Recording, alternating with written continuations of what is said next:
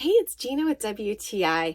And if you live in an RV or a humid area and you're trying to keep moisture and humidity from ruining your belongings or causing mildew, then you need to get a set of these hanging bag moisture absorbers from Vacplus. I've been using this brand for a few months and I really have come to rely on their products to make sure that I'm keeping all of that moisture away from my stuff. These work really well, and I love the hanging bag because that means that not only can I put it in my closet, but I can also put it in some of the kind of harder to reach areas like behind my bed or behind our couch.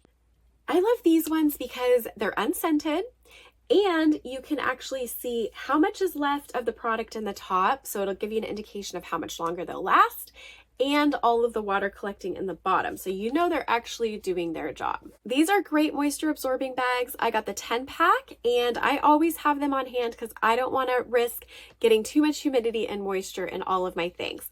I recommend them, and that's my point of view.